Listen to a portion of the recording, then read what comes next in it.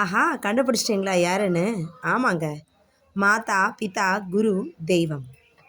கடவுளுக்கு முன்னாடி குருவோட இடம் இருக்குது. இன்றைக்கி நீங்கள் பார்க்க போகிறது யாருன்னா குருவை பற்றி தான். குரு என்பவர்னா யார்?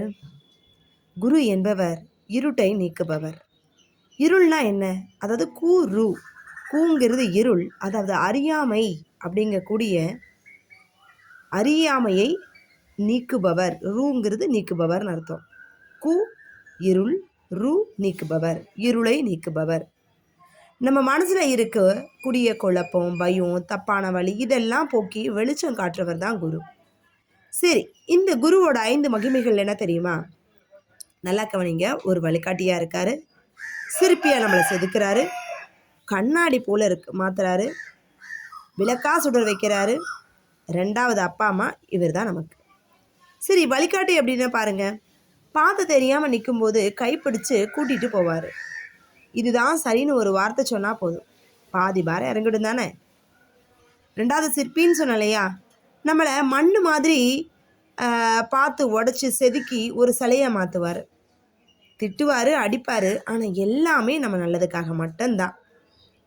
அதனால தான் பாபா கும்பிடும்போது நிறைய சோதனைகள் வரும். ஏன் அப்படின்னா, நம்மளை பற்றி உலகத்துக்கே தெரியப்படுத்தக்கூடிய ஒரு உண்மையான குரு யாருன்னா மெய்யடியார் யார்? இந்த மாதிரி குருக்கள் தான். 3வது கண்ணாடி. நம்ம தப்பாக நமக்கு காட்டுவார், பொய் சொல்ல மாட்டார், புகழ மாட்டார், குறையும் சொல்ல மாட்டார், உண்மையை மட்டும் பேசுவார். 4வது பார்த்தா விளக்கு. தான் எரிஞ்சு நமக்கு வெளிச்சம் தருவார். அவர் பேர் வெளியே தெரியாது, ஆனால் அவரால் நாம் வளருவோம்.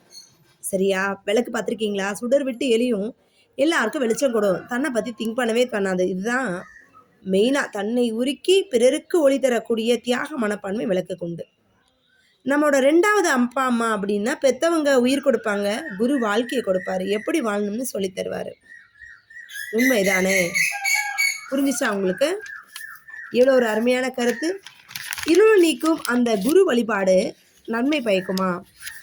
எத்தனை பேர் குருவை பற்றி நம்ம தொழுவோன்னு தெரியாது. இருந்தாலும் இன்னைக்கு டாபிக் குருவை பற்றி தான். சரியா? குரு இல்லாமல் வித்தையே கிடையாதுங்க. எவ்வளோ பெரிய ஆளாக இருந்தாலும் ஒரு குரு பின்னாடி இருப்பார். இன்றைக்கி காலத்தில் குரு யார் சொல்லுங்கள்? ஸ்கூல் டீச்சர், காலேஜ் ப்ரொஃபஸர், யூடியூப்பில் சொல்லித்தரவர், வாழ்க்கையில் அடிபட்டு நமக்கு பாடம் சொல்லி கொடுத்த அனுபவம், எல்லாருமே ஒரு விதத்தில் குரு தான். நம்ம சந்திக்கிற ஒவ்வொரு மனுஷங்களுமே குருநிலையில் நமக்கு பாடத்தை கற்றுக் கொடுக்குறாங்க.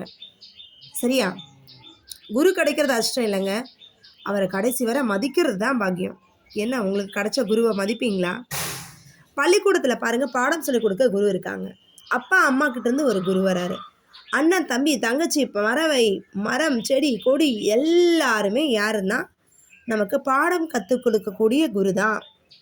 உண்மை நம்புறீங்களா? குருவென்றால் குறை தீர்க்கும், குருவென்றால் அருள் சுரக்கும், குருவென்றால் கவலை மாறும், குருவென்றால் வாழ்வு வாழும். அன்புருவே குருவே உன் பாதம் சரணம், சரணம் சரணம் சரணம், குருதேவா சரணம். அன்பான பார்வை ஒன்றே போதும் என்று பாக்கியம் கொள்ளும், அருள் உருவாய் வரும் தேவா உனது பாதம் தொழுவோமே.